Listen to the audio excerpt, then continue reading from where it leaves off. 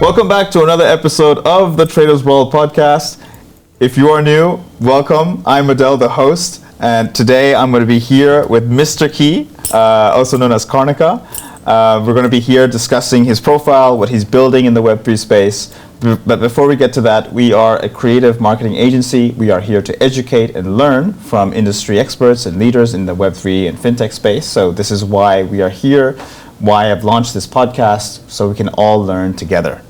So with that said, Mr. Key, we actually met initially at a party back in 2022, I believe. It was an XT party, I think the first time. Well, many years ago. Yeah, it feels like it. I think you were wearing a leather jacket that day. And it was a very quick interaction, but I didn't think that we would see each other so often at events. And then the other day, when I reached out to you, it was funny. You said, we haven't spoken properly, and now you want to jump straight to podcast. I love that. I love it. And I took it well. I said, yeah, you're right. Let's make something happen. I want to give you a chance to introduce yourself. So go ahead. Perfect. So I've been in the world of Web3 for 11 years. I started off when I was actually in 2013. Yes. But my journey started off like yourself in the marketing space. And it was in 2007, right before the global crash. Oh, wow. So I was 14 years old. I quit my education, started my business. I didn't want to go through anything that's traditional. Right. So marketing was so evident to me. I was a developer, I was developing things, and then I soon discovered without marketing, nothing works. You can develop everything, but nothing can go out. So got to it, and marketing has been my life for 17 years right now. And in that marketing journey, I stumbled across the whole of blockchain and crypto, and some of my clients back then were talking about this whole Bitcoin thing, right? And the Bitcoin folk shit coins of that particular time. So that's where my journey began, and through those last 11 years in the world of Web3, I ended up building series of businesses based on the problems, because early on in the space there were less people solving non-technical problems. They were all obsessed about the next wallet or next chain, but there were a lot of other areas which was left unhandled, and that's where I was able to see opportunities and build things around it, and continued across all those different waves, up and down markets, into different business interests that came along. From the ICO days to where you stand right now, the market has matured, things have grown, things have drastically changed. And this entire journey was fun. It was fun, it was educational, it was empowering, and it gave me an opportunity to actually play multiple hats. Wow. I think that's one thing that Web3 provides. It is a place where beauty is in the chaos of it. So you can play multiple hats, you grow more in the space than I guess in any other traditional space, and that's exactly what happened to me. I really resonate with that, because for me, the journey starting in marketing, before marketing, I was working for the FCA, the Financial Conduct Authority in the UK, and that was a regulatory role. And it was a very bureaucratic role, and I had a lot of good training regarding what crypto actually is, and how to properly scrutinize them in terms of fitness and propriety against MLRs, money laundering regulations. That gave me a really good training ground. But you see, what was the problem was that if I were to try to go to an event, to speak, or to even attend, the amount of bureaucracy and sign-offs I would need just to attend an event, a networking event, to learn from industry experts. It's one thing to be working for the government if we have our own systems, but you're missing out when you're not at the actual event to see, listen to keynotes, network with them in the flesh. And that for me was a real bottleneck for my own career. Going into marketing, it paved a new path for me to be able to do this, have my own show, have you on here, and now you see it's growing, step by step. I'm really glad that I can really resonate with that. Do you consider yourself an OG in this space? By the definition of it, yes. Yeah. But I think that is overrated. Right now, the OG time scale shifts. 2017 are OG right now. Yeah. In another few years, everyone right now are OGs as well, OGs. right? So it shifts, and I think OG made more sense in 2017, 2020 periods when people referred to it, but now everybody are OGs. It's true. Okay, fair enough. Would you consider yourself a whale? Yes. Yes? Made in the space, because I was not a whale before I started in the space. Right. But I built myself in this industry, and I grew natively here. So, yes, depends on the definition. If BlackRock is the one asking, no. But in a normal sense, yes. So in a normal sense, you're a crypto whale. Yeah. Okay. Right. No, it's good to have some whales in the space. We want to interview them and learn from them. So, one thing I wanted to ask is, so your general profile has been a very strong advocate for the power of blockchain for positive change. Can you elaborate how blockchain technology can contribute to a more sustainable future? So let's try to take a couple of steps back here. Blockchain technology is not going to change something in an industry magically. It is trying to re-articulate the situation and provide a platform where things can happen in a more collaborative way. It's not about one person doing something, it's about everyone together trying to accomplish in a transparent and in a manner that is revolutionary to what exists right now. So it is, to me, a nitro boost to an industry. It is an amplifier of the potential that exists. The reason I use the word potential is because now in a normal situation, it's about a company and the employees in a company that impact in space. But if blockchain is bringing that entire community, everybody who care about it, people who see a problem and who want an opportunity to fix it, it is tapping on to that layer of potential, the people potential, and everyone who are players in the space, and it brings them in a level playing field where they contribute towards that common cause to bring about a change, a shift. It's a place where the social, economic, and political experiments can happen at the same time, coming up with newer ideas, which is what we see in DeFi. It's not as much happening in any traditional space, like with the boom of RWAs. It's not practically happening that fast because of regulation, but in DeFi you do see that. I think the amount of instruments that's playing a role there is more than what normal person outside would imagine. To them, our way is DeFi, but our way is not DeFi. It is one small part of it. There are hundreds of different protocols, different ways things are functioning, algorithms in how they work. If someone is really a degen and they dive into this and they spend time studying and understanding, not just chasing an API, they would understand that. But even to take a step back to go towards what you're asking, yes, it has the power to disrupt industries. It has the power to change the rules of the game. I think that's where the major differentiator comes. It changes from a status quo of this is how something works. It can create a new reality within an industry and redefine it. But it is not something that invents new solutions that doesn't exist. It changes the alignment of how something is governed, how something is shared, how people interact, and how wealth is being distributed within an economy. But it cannot, for example, find a cure for cancer. Right? It can propel towards it, but it cannot be that solution to it. So I see it as a process amplifier and support tool into greater good. And when we talk about sustainability, I think it goes in more than one ways. Are we looking at sustainability from the perspective of businesses thriving, sustainability from efficiency and environmental friendly perspective, sustainability from even the economical perspective and how we deal with individuals, employees, the customers and all of that? Because to me, I think this word means more than what it obviously means. It's not just about the materials that you use and being green and things like that. That is a limited perception to what this word can act for, and I think blockchain does support it in multiple ways. Right, and essentially blockchain is just a digital distributed ledger that just continuously updates, but with no central entity. It's a very, very smart database that just automatically updates as transactions come in. The good thing with this is that you can implement smart contracts, you can program it to do what you want when criteria are met, and it's there forever, right? These are the main points. So one thing I've noticed though in Dubai, and maybe in general, I don't know, but in Dubai I've noticed many different, I go to many events like you do, I visit many booths, I talk to them. They're launching their own blockchain. They're launching their own token. They have their own use case, whatever.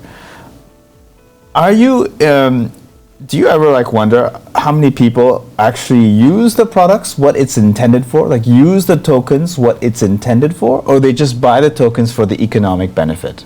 I don't wonder, because I know for certain that it is crap most of the time. Thank you for calling this out, because I'm noticing this as well. This is the challenge in the space.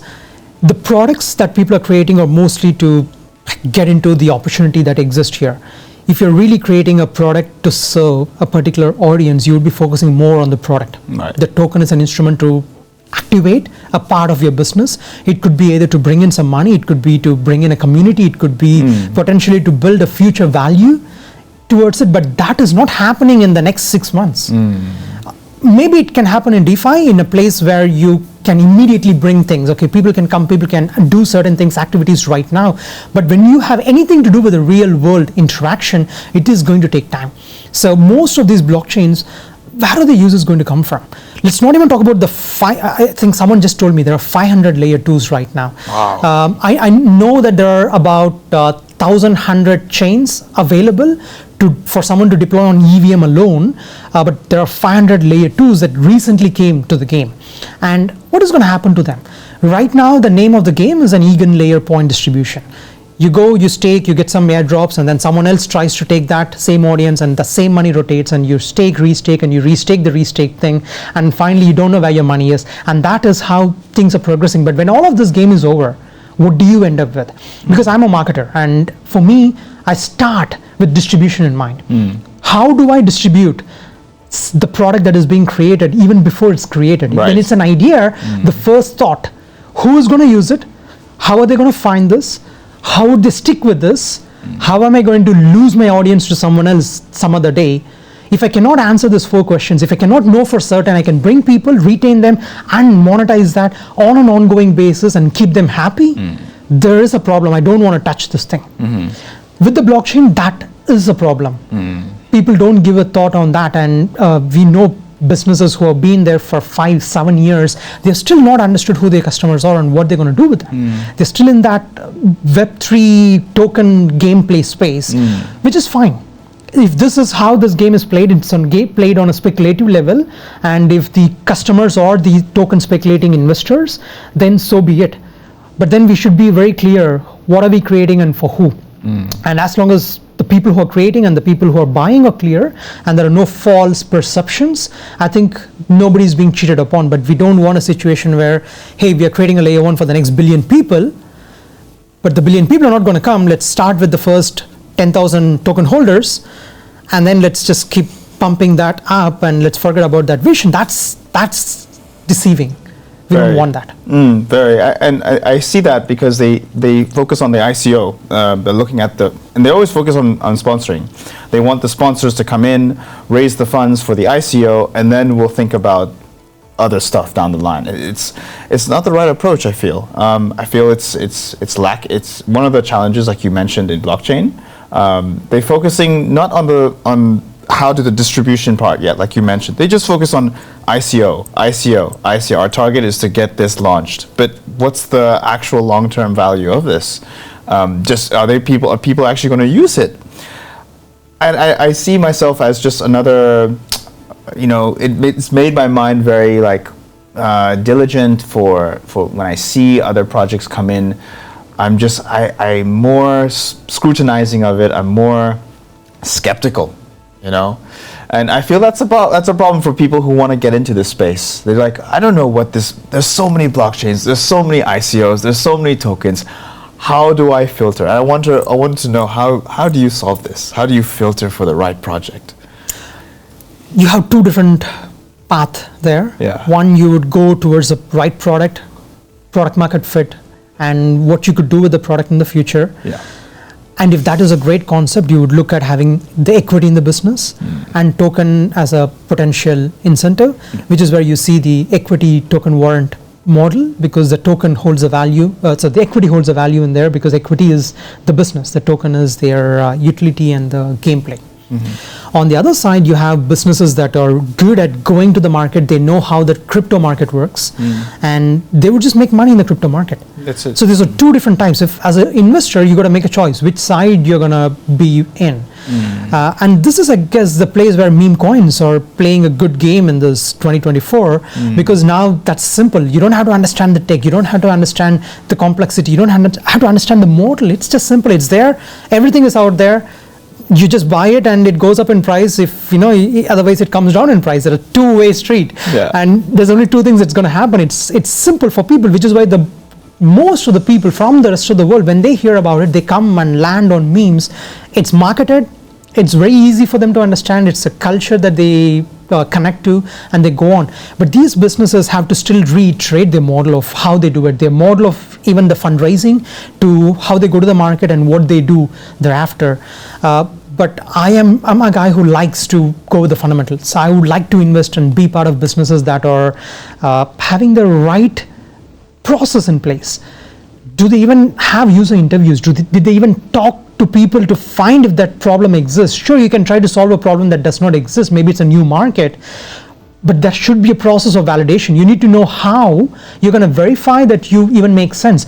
In a normal Web 2 world, when you talk to a startup, they would know this. Come up with something, validate to people by talk. You create surveys, you communicate, you check, you see the user interest, and that's how the product creation process goes. You're doing a user interviews, you come up with the product, and then you do an MVP, and then you play with that beta of the users, and then you go on to a main scale launch and so on. So it's a multi-step process. But here we have the token launch, and then vacation, and then I don't know what else comes after that. It's so true. Have you heard of, you mentioned meme coins. Have you heard of this website called pump.fun? Yes. Right? It's so easy to create a meme. It's very simple. I've seen one that was created very recently, and I could have created it myself. And you don't have to dox yourself. You can be undoxed or doxed, up to you. You don't even have to have a value, or you don't even have to have a white paper. There's nothing included. You really hit the nail on the head by showing the contrast between in the Web 2 world and the Web 3. In the Web 2 world, you do market research, you do surveys before the launch. And here, start with token and see where it goes. It's crazy. So I guess coming back to DeFi, decentralized finance, since it's a very rapidly evolving landscape, I'm wondering to know, what are some of the most exciting projects that you have come across in the DeFi space? It's quite interesting in the last few months with what's happening. To me, one of my favorites is Pendle, and what Pendle is doing at this point, and how they split the principal from the yield. It has a lot of real world use cases. There are even those that are splitting the volatility from the asset. I think Aladdin DAO is doing that. Which one? Aladdin DAO. Oh. It's just DAO developers who created it for themselves. It is not something that's highly liquid or anything, but the concept is great. When I look at DeFi, there are two things that's happening. DeFi is modeling what the TradeFi had on one side. On the other side, DeFi is opening up opportunities which TradeFi and others can utilize. The current DeFi space is very similar to 2008 pre-crisis Web 2 world, right? When there were way too many derivatives and too many exciting things happening, but people, products, and money was over leveraged. That's exactly what you have right now. In DeFi, you have a click of a button, you can rotate and lend, borrow, lend, borrow, and lend, borrow, do it in multiple cycles in a click of a button. So that's where we stand. A lot of interesting protocols and opportunities that exist, but how much of that can practically sustain a bear market is questionable. It's not like our way where they can always live. Like you have Athena and the rush that's happening behind it, but it is to be time tested to see if they can survive one bear market and they can still be there doing what they're doing right now. If they do, that's amazing. It's a stable coin, or at least it's equal to $1 with high ROI. So I think a lot of DeFi is experimental in nature.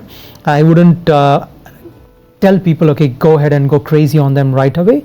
You can play with them, you can learn from them. Depends on what your intention is.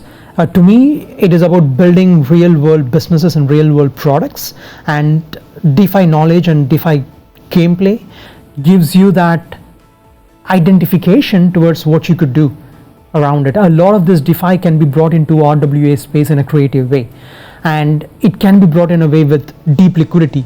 It can be brought in with multiple stakeholders who are equally incentivized to play the game right. Think about the whole DeFi in the rightly structured real world asset space. When I say deep liquidity, I'm talking about hundreds of millions of dollars of liquidity on each of those areas, because there are people in the TradeFi who would want to do that. If it is structured right, if the instruments are right, if it is regulated right, they would want to do that. So there are opportunities, and to me, that's my interest in DeFi. I'm excited about the easiness with which you can create a model. If the same thing were to happen in a traditional space, it would take you years. You would need millions of dollars and a board of top guys in the TradeFi space sitting and speaking endlessly to come up with the paper product of what it is. Now in DeFi, you can fork it, you can create it, and you can test something right now. So DeFi is super exciting to me. Now let's talk opposite of DeFi. So opposite of DeFi is CeFi, but I'm going to go a step further. CBDCs, central bank digital currencies, are being explored worldwide. So many governments are thinking about implementing it. I wondered, what are your thoughts on the potential impact of CBDCs on the future of DeFi? People use what floats their boat. It's a good answer. But right? I think it's pretty challenging, because a lot of these DeFi platforms might not accept an CBDC. The moment they do accept, they are under regulatory scrutiny, and they would stay away from it. But you might have wrappers, you might have places where which you can deposit it and have something else on the other side with which you can go into the world of DeFi. So you would have a lot of those. I don't know what they would call that, but to me it's like a wrapper with which you can play in the world of DeFi and then go back into your CBDC, the government and what they want. So that is going to happen unless until they create an permission blockchain in which they operate and they don't let people move the money out of it, which is what most CBDCs would do ideally. So it's not like you could take that money and interact with DeFi directly. I don't think everybody would just mint it on Ethereum. They are going to have their own private blockchains to operate from. So if that is what is happening in a private ecosystem, then it has zero impact on DeFi. It has more impact from an education standpoint. People are going to learn that they're using something and they're operating something, and that's powered by crypto and blockchain. So crypto and blockchain is not scam after all, right? They come to that realization at that point. With what happened with the ETF of Bitcoin and potentially with Ethereum, it just shows to people a validation, okay, these guys are not scammers. So now they can do their own research, they can spend their time, and then their money can directly come to DeFi. But I highly doubt it's going to come from CBDC to DeFi. That's going to be hilarious, and it's not going to work. Right, and does this mean that with CBDCs, now a thing and now being operating in the country, replacing the cash, the dollar, does that mean that every platform will either have to have KYC or operate on the CBDC that the country has provided? I think it's two different markets. Like a centralized exchange has a decentralized trading platform internally. They also have regulated products and general products. MakerDAO has already created an institutional regulated product that they want to work with for institutions. So they would have two parts. The unregulated part where anybody in the world can, the regulated part with CBDCs only infrastructure. That is very, very, very clear path the system is going to go towards. But if they don't, like Aave doesn't want to do it, that's fine. Someone is going to fork it and they're going to create, just like what you see with all the chains, people fork the same products and go create it in every single chain, and then they build that community in the chain. It's the same thing. Maybe the government would do it or someone else would do it. That opportunity is open. Nobody's competing that market. Could the government technically shut these operations down, like wish to shut down DeFi because it fails to be under the realm of regulatory scrutiny? So the recent, one of the biggest banks just said Bitcoin is the digital gold and Ethereum is the digital oil. Yeah, I heard they can do the same thing with DeFi, fight it for the next 5 years and then say this by end of 5 years, or they can choose to accept it right now, but they cannot stop it. They cannot stop crypto, they cannot stop DeFi, they cannot stop anything that is powered by this decentralized approach and philosophy. So I don't think they're going to go through the process of fighting it once again to waste all the time and energy to go back to it, unless until it pumps their back. Put up a news, you trade against it and then you buy it when you put a positive news. If the government wants to speculate and trade, that's great, but otherwise it doesn't make sense for them. They might push things, they might regulate things. You would definitely see notices going to some DeFi platforms trying to provide proof documents, paperwork, etc. But it is going to be a conversation of trying to see who is willing to help, who is not, but most likely most DeFi platforms will not be able to provide that information that they need. They don't have that information in the first place. So that's where the challenge starts from. Who are they working with? If they really want that information, the government shouldn't be going to the DeFi platforms, they should be going to intelligence platforms. There are platforms that are doing on-chain intelligence. They're studying the wallets, they're studying the behavior, they're studying what's happening and who is who on-chain. They are the intelligence platforms. They are comprehending the faceless world of blockchain. They should be their ideal partners to work with. No, it's an interesting perspective because governments, they do have that power, but at the same time, in line with that, they want a tax. They also want a piece of the pie. It's funny how the tables turned. Before Biden's presidential campaign, he was absolutely against crypto, anti-crypto. JP Morgan was absolutely against crypto, then you changed their mind. Biden is now accepting crypto. Can you believe? So you cannot use it, but I can use it. I can use it. It's funny how the tables turn.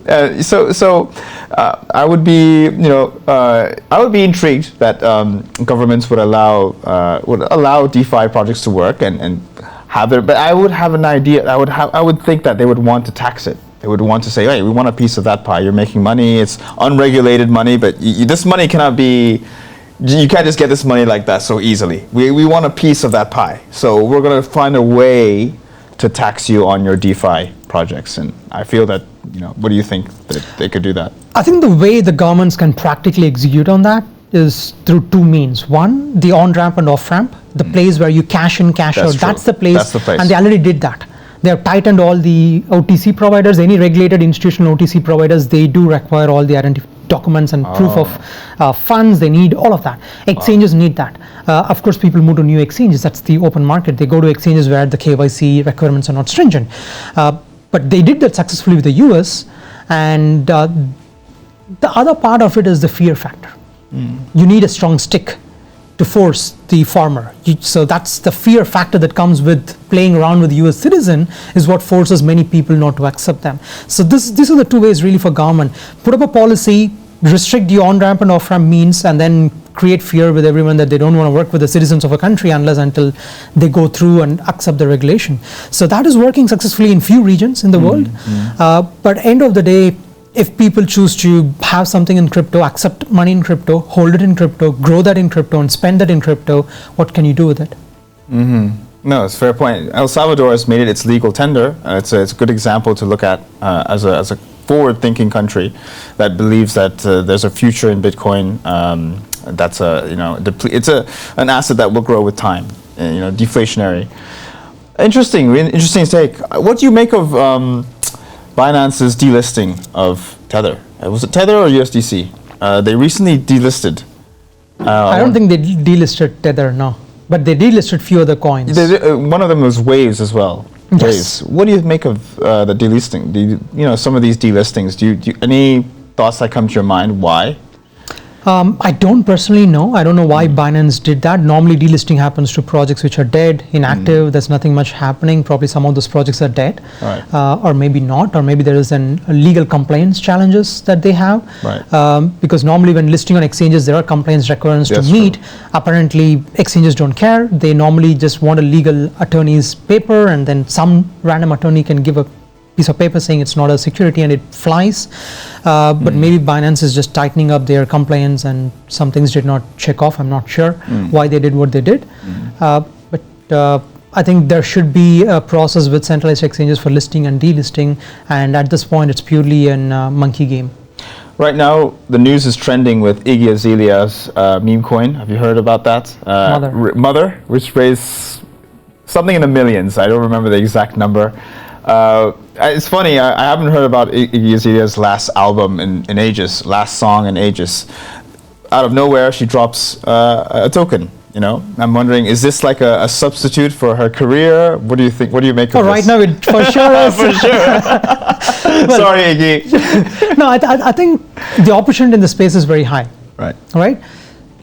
There are few people whose personality fits with us. In the meme coin space, this resonates with the community, resonates with the people, and I don't think she might have realized what it could become when she started doing this. Right now, it is potentially a kind of a career replacement or opportunity that opens more doors of new businesses. Like how she could restart one of her other businesses, think something on the telecom space with this, right? So it just opens up more doors of opportunities, and it's a new business model that's coming up. So now with what she has with Mother, the community and the growth, she could open up new businesses out there. She could monetize this. She could do a lot of things with it. But I think I cannot really speak for what the intention was initially. It could have just been fun. It could have just been excitement, enthusiasm. But right now, it seriously is not just a career replacement. It's a business building ground, which can advance her normal career and new opportunities for herself, her fans, everyone out there. Also, I guess in our defense, the crypto team's defense, regardless of whether it is a shitcoin or a real project, it further shows support in the crypto industry, the crypto adoption, which I am very much in support of. I would choose Iggy over CBDCs any day. I think CBDCs is the ultimate enemy. You know, the ability to delete money in your account, set boundaries, set expiry dates, using smart contracts. I think that's the ultimate deletion of financial freedom. I think that's a part I would really differ, because to me, what blockchain represents is a philosophy. Right. And from that philosophy comes technology. And what this philosophy gives you is the freedom and choice. If there are people out in the world who like the CBDCs approach, they like the money to be controlled by the government, and they want them to be protected, deleted, whatever the case may be, if that is what is giving them the peace of mind to operate in that infrastructure of safety, that is great. And we are no one to tell them which is good, which is bad, right? We have products that we like. These are products that we support, we believe in, we like that freedom, we like that ability to control our asset and not someone else to play around with it, which is great for us. So I think for blockchain, it has no say in an argument. It is a tool. You could do anything with it. You could use a knife to cut an apple or kill a person, or that's true. Craft a sculpture, right? So yeah, remember, it's out there. Government finds a utility with blockchain. So we are happy with it. Remember, guns don't kill people. People kill people. So you're right. Now, if the government uses that tool in an adverse way to like restrict your ability to, you know, break away from the rat race, which is everyone's trying to do. Everyone wants to break away from that rat race. At least that's what I believe. Maybe I'm wrong. Maybe people don't want to break it away. Maybe they want to stay in the rat race and work all their lives, work until retirement, even past retirement. Okay, if they're happy, sure. But I would think that naturally I would want my children and my children's children to be able to live independently from anyone telling them what to do, how to spend it, when to spend it, things like that. And that's maybe my philosophy. I don't think that is the common consensus. If that is, the whole world would be on Bitcoin 10 years ago. 100%. Right? Yeah, I know. It's a process. Everybody has their different priorities and needs. Yeah. And I think we as a community in the crypto space, we respect that. That's the reason we have all these diverse things. We have the mother, we have the tech products, we have businesses that are building securities on there, we have CBDCs, we have everything. We are open for it. It's a technology end of the day. Now, going into Key Capital, your company and your other company, Key Difference, what are some things that keeps you busy with those two companies? How are you managing them both? What are some priorities that you have assigned for each company, and how are you managing it? So think about the whole ecosystem as something that grew in the space, starting off with the marketing. So Key Difference Media was our marketing arm, and we did that for many, many years in the space. And having done that, it has given us a very in-depth, practical process insights of many businesses, from exchanges, whether they're launchpads, found companies going live in terms of ICOs, IDOs, STOs, whatever the case may be, to products and everyone. That process is, to me, something that's critical, because that doesn't exist in the space. Mostly people come to the crypto space and they go haywire, and we have established that over many years, and people are trained on that. And that was the initial journey. And then in 2017 to 2018 we started doing more investments in the space, and the capital side of it continued to grow and develop to a point where we have a family office there. We have our the fund that's associated with the early stage investments, and then we have a liquid fund and so on. So that continued to build. Now the most interesting part where all of this converges is our go-to-market hub. So this is not far from where we are. It's 10 minutes away, and it's also having its many locations around the world. So the go-to-market hub's objective is to actually fix what we were speaking about from the start. What are the intentions of the products in the space? What are they trying to accomplish? Getting that right so that they actually can build a survivable business. I wouldn't even say sustainable, but survivable. It's even worse in the DeFi space. They all fall in the bear market. They fall down like flies and they die. So how do you help businesses thrive as a product, as a token in this volatile, fast-moving market? So helping them from that ideation, going through the product, going to the market successfully on user growth side, revenue side, and the token side. That is what we cater there. And this go-to-market hub to me is a culmination of all that resources, intel and know-how from the marketing side, from the business side, from the being a founder and building companies side, as an investor, and all of that. We have even our Newswire product, Key Difference Wire, and so on. But all of these businesses came about because there was a critical need in the space that no one were ready to fix in the right way. You need something that works, not something that talks just the superfluous part of it, but the fundamental challenges in the space are much deeper. It's not about fixing a symptom, it's about fixing something rotten deep down. If you don't fix that, unless until someone says, I don't want to fix it, that's great. We are no one to tell someone what to do, but if someone does want to fix it, we want to be there. Is there someone there to help a business grow fundamentally strong in the space through that whole life cycle and go out and live there successfully? Can they imagine a process starting from ideation, from the thought of ideation to distribution to a Series A, and build that in a process that is replicatable? Because you don't need one-off successes. There are many Series A companies in the crypto space, and those founders did a great job, but most likely they did that because they also had a previous experience of building some similar companies. It all boils down to the team and the process, and many times if you don't have your team, you hire consultants who can help you with it. You find people who have that experience in other companies and bring them on. What if you had one place where you had the process, where you had the connections, where you had that know-how, where you had people who have done that many times over in different industries, all of that available at your disposal to go build it so you can do what you're good at, your industry, and not bother about everything else. And that is key difference. It's almost like the fertile ground in which ideas can come to life, because all the different support is not partnered, it's not coming from outside, it's not something that you borrow from outside. It is inherently there in that ecosystem, grown, homegrown. Right. I'm really keen to know more. So, how does the onboarding process take place? It feels like it's a consultation company. Is it a consultation, like where you provide consulting on how to go to the market, and you review their profiles? How do you onboard and choose projects to work with? There are two verticals here. Yes, we do have a marketing consulting arm that works as a traditional marketing business, but then the Key Difference Labs, which is my primary focus, is not a consulting arm. Okay. It is it's almost like a co-founder, an institution as a co-founder. It's available for you. You're not paying for it. You're coming in, you're joining that ecosystem. It is someone that as an organization joins your team and supports you through that entire process. Okay, right now you're in early stage, you need a product manager. There is a product manager internally who will jump in and help you. You don't need to go out and hire someone. You need a legal guy.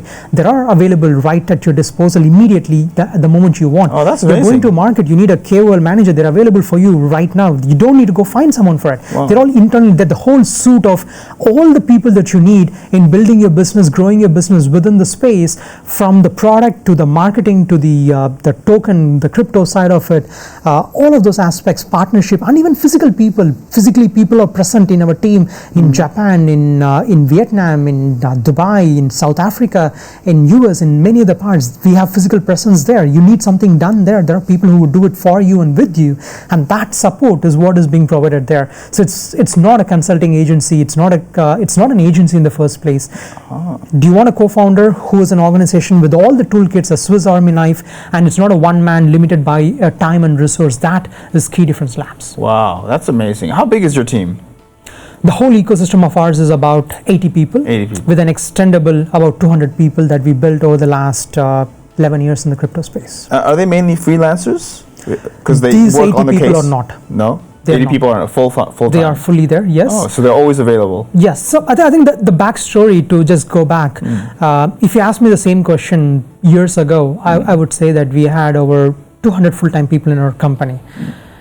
This was around 2017 period, when we were pretty much a backbone for most of the marketing agencies that existed in the space as well. We were supporting them, we were helping them. Over the time, with every bear market, something interesting happened. People from this Key Difference, they went into one of our companies that we either incubated or that we created, and then they became part of that team. And with every bear market, we ended up creating more companies, and people went to those companies that we created. So it is it's almost like from one place you end up creating more companies out there, which is why our ecosystem has an extendable capacity to up to 200 people, because if I want one of those people, they'll come and help me, come and take part in any assistance that's required right now, because they're part of our ecosystem in one way or other. Wow. And how does Key Difference monetize? Different businesses of Key Difference monetize differently. With the Key Difference Labs, we are part of a business with the equity and token infrastructure. So that's how we are part of the business. Okay. And we look at that long-term growth trajectory with them to build and grow the equity value that we have with them. Key Difference Media on the other side works for money. You pay for it, you get a service. It's very straightforward, right. As an agency. So you could go with the labs if you really want someone joining with you in the journey for a very long time and building, because in the crypto space, especially in 2024, liquidity sucks. There's not much liquidity in the space. No. So it is a place where you can only make money if you really grow the business beyond Series A. It's like a Web2 world. In the Web2, angels are not going to just have an exit tomorrow in IPO. IPO is going to happen 10 years from now, and that's the same gameplay with Key Difference Labs. You're looking at a long-term journey because you believe in the space, you see the potential in the space, you know this is the future. Every other Web2 companies that exist out there, either they're going to find a Web3 business model or a Web3 company is going to replace them. Similar to how you see with what happened with taxi companies to when Uber came and all of that with Airbnb. They're replacing with a new business model, and Web3 will do that. And Key Difference Labs' vision is to be part of that 5 amazing disruptors in the years to come. I'm not talking about 50, I'm not talking about 500, I'm talking about 5 amazing disruptors. But to be part of the 5, we need to be part of few dozens of them. And that is a journey that we have at Key Difference Labs. It's not about being with a unicorn, because in crypto, being a unicorn is about just getting one big valued VC, and now you can launch at a $2, $3, $5 billion FDV, but that doesn't make them a unicorn. A unicorn is a sustainable business that can thrive, grow, and expand, in my eyes. So I would look, again, this is subjective because a lot of Web2 unicorns are not fully sustainable as a business themselves, but a unicorn should be able to live and thrive and not just depend on investors' money for their sustenance throughout their life cycle. And I believe Web3 can make that happen because of the distributed nature. You're not depending only on the VC money, you're depending on the whole community working together to building a greater vision. And that journey and being part of those amazing businesses is what Key Difference Labs monetization is. That's a great service you give to, especially I would assume this is a great service for startups, especially those who don't have funding, who don't have co-founders. But then how, from a startup's perspective, how does the co-founder get paid? If they don't have funding? Do you take equity? Do you take tokens? You mentioned that, but how does the co-founder who wants to join this vision get paid? Well, that's their business. People who are coming in, is their business that they are looking for support, and we go in to support them. So they are into the business themselves. So they are not looking at getting paid on it, because that's a sign that is a bit alarming to me, because in all my businesses, anytime I have a co-founder who says they want to get paid a salary, I immediately back off. I get concerned about it. Yes, we do all want to get paid. We do all want to do it. But a founder, at least in the initial few years, it just doesn't make sense. They're here because of a vision. They're here because of an idea. They want to make it work. If they make it work and then they get paid, that's great. That's fine. But getting paid as a primary means doesn't make sense unless until there are certain special situations. Of course, they're working somewhere. They want to quit the job. They want to pay for the bills. That makes sense. There's nothing wrong with it. But I think it all goes back to what are the numbers you're talking about. Are you looking at getting paid a couple $1,000s to pay your bills or $20,000 to fund something else? So I think it all goes back to the logic of what we are trying to accomplish there. But yes, the end goal is for a business to raise funds, to use the funds to build something, go to the market, make something work. And of course, when you're growing, sure, please be paid for it. Everyone wants to be paid for it. That's amazing. Let's say if I were interested to book an appointment with Key Difference Labs, do I come in to the office and do a pitch? How does it work? You can do it virtually, you can do it in the office, but yes, it starts with a pitch. It starts with understanding what you do, discovering your interest, and more importantly, here we are not providing a service. We are, as an institution, working as a co-founder. We need to be inspired. How are we inspired? If you're not inspired, you're a great business. We can probably connect you with a couple of friends, but it's not our area to work. We need to really be excited about something to carry that flame from now, because it's not a matter of 2-3 months. It's going to be a matter of a year, 2 years, 3 years. You don't know how long the journey is going to be. You don't know when the next bear market is. Maybe it could happen with one bad news in the next few months, or maybe next year. You don't predict that. When you get into a commitment of this kind, it is a journey of a lifetime, because 2-3 years is many years for an entrepreneur. It's not 2-3 years. It's a lifetime. And that's a long journey. And when that business starts working really well, it would end up being a 5-10 years of a trajectory. And you need to like each other to work with each other. You need to know the person, like the person. It comes people first, because most of us in the Web3, we don't work for money. Yes, we all like money, sure, but we have money. If you want to retire right now, a lot of people can, but we do things because we're excited by it, we are passionate by it, we're thrilled by what this industry represents and what we can create out of it. If we can look back 10 years from now and say we were contributing to restructuring a whole industry, that is a matter of pride. That is a matter of a story to tell. You can go back and you can say, I made $1 billion. A lot of people made $1 billion, but disrupting an industry, changing a status quo of a space, that is something very few people have done. And that, I believe, is where passion for a lot of founders come from. They want to fix a problem and fix that big, fix that right. And we want to work with them. Wow, inspiring, very inspiring. We're going to wrap up, but before we do, I do want to know a little bit about your personal life, in terms of you're managing a lot on your plate, it seems, and you're very passionate. I can feel it in your voice. How are you managing personal life, personal time for yourself, family commitments, all these things, mental commitments? How do you manage that? Do you have kids? I don't. No, okay, that makes sense. It gives you more time. Right. So I think it all goes back to the philosophy, right? Because to me, that is the starting point. Philosophy is where your beliefs come from. That's where your perspective comes from. That shapes your behavior, that shapes your expectation in life. And I personally, to me, I live in a world where I want to do things because I enjoy doing things. If I don't enjoy something, I don't want to do it. And there are sometimes you don't do things that you don't like because the end justifies the means. In a business, you enjoy the vision of the business and you have to do activities that you don't like. That's fine. But if you're inspired by something and you like doing what you do, you like people that you work with, you just enjoy what you do, you do it incessantly, you do it all day long. And you have unlimited energy coming in. It's an intrinsic motivation. Or even people ask me, what is your motivation? I don't have a motivation. You cannot bribe me with money, you cannot bribe me with time, you cannot bribe me with anything. I don't need anything. I do it because I like doing it. I enjoy doing this conversation is what I enjoy, this activity is what I enjoy, and I rather just enjoy it. If that's what I want out of life, I do more of what I want. And balance is a tricky thing. Work-life balance is something that a lot of people talk about because they hate the job. They hate the job so much.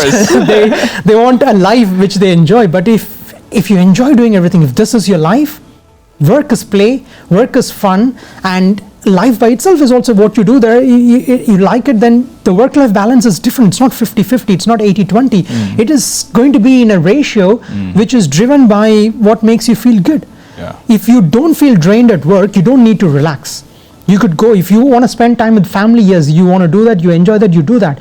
But work-life balance by itself is structured it's promoted in a way which I don't really subscribe to. Right. I think there is even some influencers who talk about going in, nailing in, obsession, right? Yeah. This obsession is great. Obsession works because successful entrepreneurs or successful athletes or anybody who's successful were obsessed on something. They were so obsessed, the work-life balance did not exist, but that did not screw their mind. Yeah. They didn't get necessarily burnt out because they enjoyed what they were doing. So I think enjoy what you do, or if you don't, then change what you do. There are some times where, even though this is your passion, there's some things, admin work, that you don't want to do. Do you find yourself in those situations where, like, yes, I'm happy in this space, but I have to do this tedious task, like, for example, updating a spreadsheet just so that the client can see everything in one place? There are times where I'm like, I'm avoiding to go. I wake up, my laptop is there. I'm avoiding to go to my laptop. It's right there. Nothing's wrong with it. I'm avoiding because I know as soon as I open it, all the bombarding of messages come in. I have to respond to email, respond to Telegram, respond to WhatsApp, respond to Instagram because I'm on social media. A lot of responses to do. So my mind sometimes plays tricks to me, like, oh, maybe I'll wash dishes first. I'll do anything but go to my laptop in the morning. So they call this as a productive procrastination. Yes. You do productive things, not useless things, but you procrastinate. Procrastinate. And nobody is perfect, right? Everybody has these challenges. It's part of life. And I don't think it'll ever get fixed.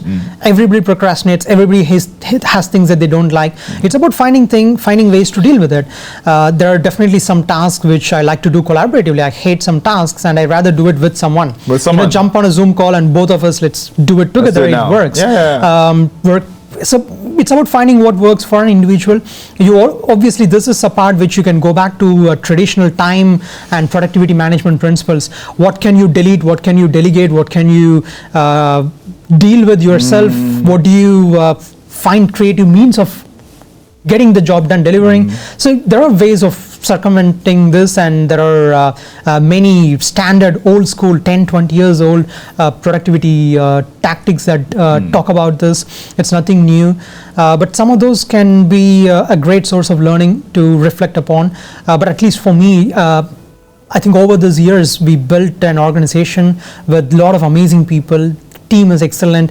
A lot of times we don't necessarily agree to things, but the team has autonomy to do what they believe is right. And because if everything that I believed is right, then things would be so different many years ago. But that's not the case. We all make mistakes, we all learn, we all grow, and everybody is good at what they do. So people with autonomy, people giving them the power, giving them ability to make mistakes, people allow them to fail, allow them to learn. That is a cycle. If you don't allow entrepreneurs to exist in your organization, sometimes they call this as entrepreneurs. If you don't have them building businesses with you, for you, around you, then it all depends on you, and that's a problem. So I think it all comes back to, at a particular stage, it's not about, if it's not a one-man show, it is about a management style. It is about a business growth style. And it's a never-ending process of learning end of the day. It's from a startup to a small size 10 people company to a 100 people company to a group of companies. Every time it's a new discovery. You're in a new place where you're uncomfortable. You don't know how to deal with this right now. You don't know how to manage this. You don't know how to manage expectations. One day you're dealing with people who want to be told what to do. The next day you're dealing with people who want to collaborate with you, and the next day there are people who want to tell you what they're going to be doing, and you need to learn how to work with it. It's as good as a startup.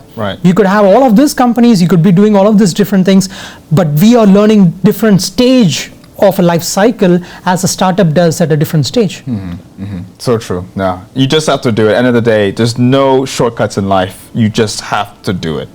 Mr. Key, I really enjoyed this. We have to wrap up, but before we do, for the audience, if they want to find out more information about Key Capital, Key Difference, what's the best way they can find out more information? Just reach out at keydifference.com.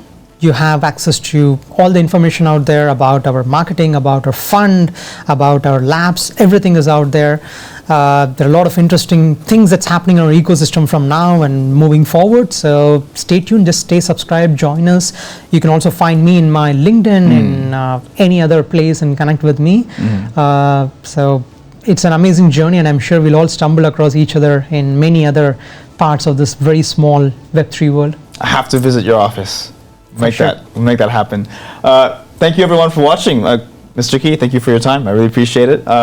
We will leave all the links in the description, so do check out Mr. Key's LinkedIn and also all the links that I will put in for his website. But for now, I hope you found that all insightful and great takeaways from this. Thank you so much for watching and staying with us till the end. If you made it this far, extra credits for you. On mental wellness and how he deals with it. But yeah, once again, thank you so much. I'm Adel, and I hope I see you next time. Thank you. Cheers.